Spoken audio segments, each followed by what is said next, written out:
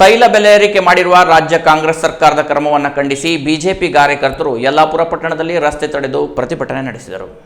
Yellapur BJP ಮಂಡಲದ ವತಿಯಿಂದ ಪಟ್ಟಣದಲ್ಲಿ ನಡೆದ ಪ್ರತಿಭಟನೆಯಲ್ಲಿ ಬಿಜೆಪಿ ಕಾರ್ಯಕರ್ತರು ಕಾಂಗ್ರೆಸ್ ವಿರುದ್ಧ ಘೋಷಣೆ ಕೂಗಿ ಆಕ್ರೋಶ ವ್ಯಕ್ತಪಡಿಸಿದರು. ಹೋರಾಟ ಹೋರಾಟ ಪೆಟ್ರೋಲ್ ಡೀಸೆಲ್ ಏರಿಕೆ ವಿರುದ್ಧ, ದಿನಸಿ ವಸ್ತುಗಳ ವಿರುದ್ಧ, ಬೆಲೆ ಏರಿಕೆ ವಿರುದ್ಧ ಕಾಂಗ್ರೆಸ್ ಸರ್ಕಾರಕ್ಕೆ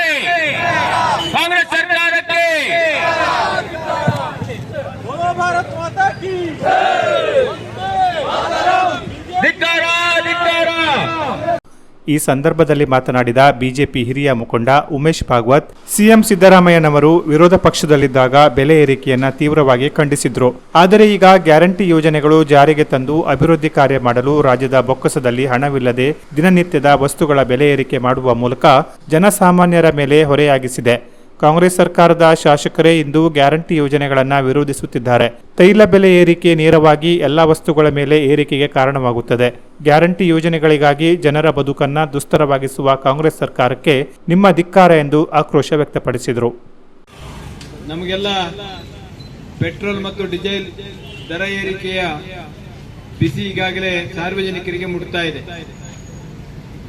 ಕರ್ನಾಟಕದಲ್ಲಿ ಬಡವರ ಹಿತವನ್ನ ಕಾಯ್ತೇವೆ, ಬಡವರಿಗೆ ಅನೇಕ ಗ್ಯಾರಂಟಿಗಳ ಮೂಲಕವಾಗಿ ಉಚಿತವಾದಂತಹ ಕೊಡುಗೆಗಳನ್ನು ಕೊಡ್ತೇವೆ ಎನ್ನುವಂತ ಒಂದು ಆಶ್ವಾಸನೆ ಹಿನ್ನೆಲೆಯಲ್ಲಿ ಅಧಿಕಾರಕ್ಕೆ ಬಂದಂತ ಕಾಂಗ್ರೆಸ್ ಸರ್ಕಾರ ಬಡವರಿಗೆ ಅತಿಯಾದಂತಹ ತೆರಿಗೆಯನ್ನು ಹಾಕುವ ಮೂಲಕ, ಜನಸಾಮಾನ್ಯರಿಗೆ ತೆರಿಗೆಯನ್ನು ವಿಧಿಸುವ ಮೂಲಕ ಇವತ್ತು ನಮ್ಮ ಬದುಕು ದುಸ್ತರವಾದಂತಹ ಪರಿಸ್ಥಿತಿಯನ್ನು ಎದುರಿಸ್ತಾ ಇದೆ.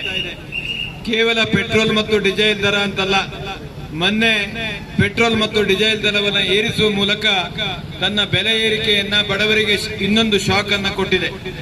ಅದಕ್ಕೂ ಮೊದಲು ನಮ್ಮ ಸ್ಟಾಂಪ್ ಡ್ಯೂಟಿ ಮೇಲೆ ಅಥವಾ 10 ರೂಪಾಯಿ ಇರುವಂತ ಮುದ್ರಾಂಕ ಬೆಲೆಯನ್ನ 100 ರೂಪಾಯಿಗೆ, 100 ರೂಪಾಯಿ ಇರುವಂತಹದನ್ನ 500 ರೂಪಾಯಿಗೆ ಏರಿಸುವ ಮೂಲಕ ಒಂದು ದೊಡ್ಡ ಹೊರೆಯನ್ನ ಕೊಟ್ಟಿದೆ. ಅದೇ ರೀತಿಯಲ್ಲಿ ನಾವು ತೆಗೆದುಕೊಳ್ಳುವಂತ ಆರ್ಟಿಸಿ ಬೆಲೆಯನ್ನ ಇವತ್ತು 25 ರೂಪಾಯಿಗೆ ಏರಿಸುವ ಮೂಲಕ ಜನಸಾಮಾನ್ಯರಿಗೆಲ್ಲ, ರೈತರಿಗೆ, ಜನಸಾಮಾನ್ಯರಿಗೆ ಹೊರೆ ಆಗ್ತದೆ, ಏರಿಸಬಾರದು ಎನ್ನುವಂತ ಮಾತನ್ನು ಅವರು ವಿರೋಧ ಪಕ್ಷದಲ್ಲಿ ಹೇಳ್ತಾ ಇದ್ರು.